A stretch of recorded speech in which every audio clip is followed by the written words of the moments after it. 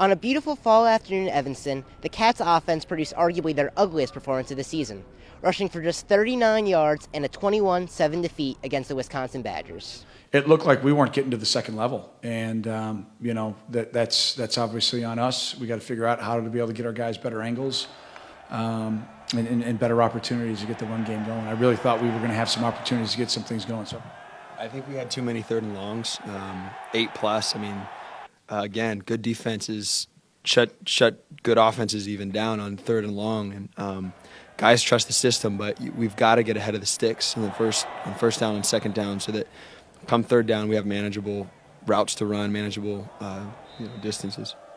I think for the most part, you keep saying, man, we're so close, and you get tired of hearing that. So again, you don't want to keep reiterating that, but again, we're close. I mean, I think we all feel that as a team. 13-7. Number 8 team in the nation, going into the fourth quarter with all the momentum. I mean, who wouldn't want that, So we're right there. I mean, we have the guys internally to get it done. We just have to get it done. Wisconsin may be the most complete team that we saw on tape in all three phases. They don't typically beat themselves. They're obviously very stout defensively, and forced us to be one-dimensional today, and we just weren't able to get it done being one-dimensional. The loss drops the Cats to 4-5 on the season. Northwestern will have a chance to get back to 500 next weekend when they travel to West Lafayette to take on the Purdue Boilermakers. From Ryan Fields, I'm Adam Braunstein, NNN Sports. Between the rain, wind, and the Illinois Fighting Illini, Northwestern faced many challenges on Wednesday night, but none were too big to stop the team from clinching its first Big Ten regular season title in school history. Coach Moynihan's squad failed to get on the scoreboard during the first 90 minutes of play, but the Cats' aggressive defense kept the game scoreless and forced overtime. One of the coaches in the conference paid us a very nice compliment. He said, you guys win the battle of the boxes, and defensively, your players battle as hard as anybody in the box. And when you win that battle, good things happen. Looks like it crossed the line, then one of their players picked it up after it crossed the line. So how it got there, I'm not exactly sure. I think we'll give credit to Kayla Sharples. She was certainly involved in it, but the important thing is it went over the line.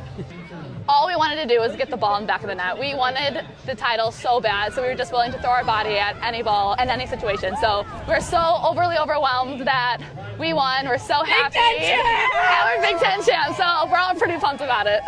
The Cats will return to action Sunday in the quarterfinals of the Big Ten tournament. The team they will be playing and the time of the game have yet to be announced. For NNN Sports, I'm Adam Braunstein. We're joined now by Sports Night's Adam Braunstein.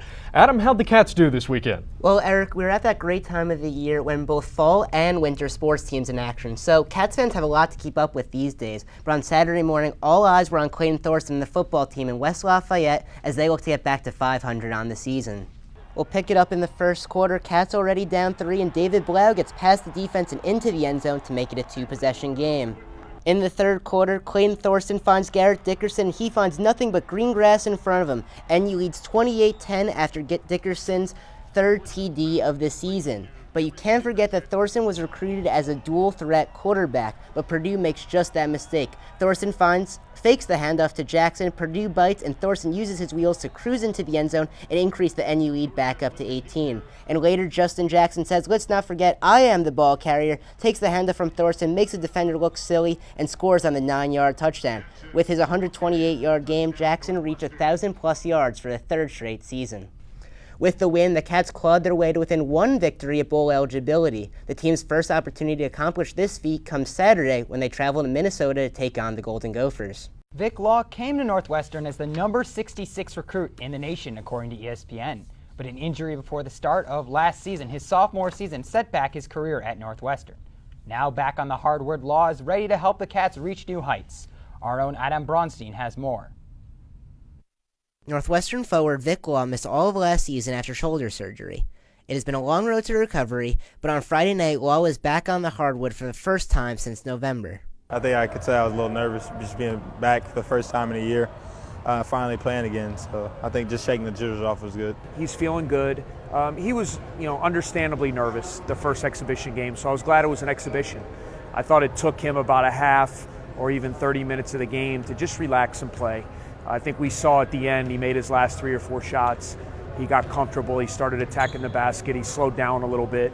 Northwestern fans should not overlook the challenges Law had to overcome over the past 12 months. Sometimes you just want to, go and watch practice or just stay focused on the game. But, you got to do your rehab because, that's just as important as being with the team and different things like that. Coach Collins is particularly excited about the flexibility Law will add to the team's lineup. When you have versatile players, it allows you to put different lineups on the floor. It allows you to do some different things offensively, defensively, than maybe we've been able to do in the past. So we've been pretty predictable.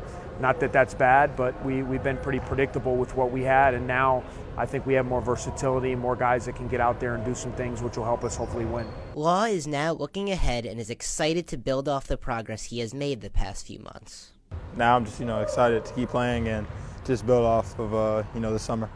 Law's first regular season game action will come Friday night as the Cats host Mississippi Valley State.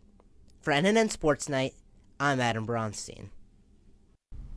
With all that's going on in Northwestern athletics, it's easy to forget about non-revenue teams. But the women's soccer team has already had a very successful season. Coach Moynihan's squad won the Big Ten regular season title for the first time in school history in late October. But they haven't stopped there. On Saturday, the Cats took on Kent State in the NCAA tournament and look to keep the good times going.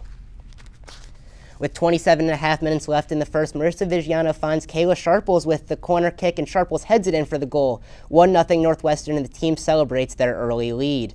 Just a couple minutes later, Nandi Mehta says, "That was fun, let's do it again." She blasts the penalty kick past the keeper, 2-0 Cats. Later in the game, the sun has gone down, but the Cats keep it up. This time, Cassidy Gorman tips in the beautiful pass from Rachel Zampa for her 5th goal of the season, and Northwestern would go on to win by that same score. 3-0 Cats win. The 1-0 pitch is swung on and driven to left center field. That's going to fall. In comes Matt Hoffner. Hoscheit will remain at second, and that is a 2-out single, scoring a run for Northwestern and increasing their lead to 7-2. Crowd getting into it. The 0-2 pitch is swung on and hit to Willie Bourbon over at second base. He throws over to Jack Jones, and that ends the game. Northwestern gets the 7-3 win over the Purdue Boilermakers to start off the series in style.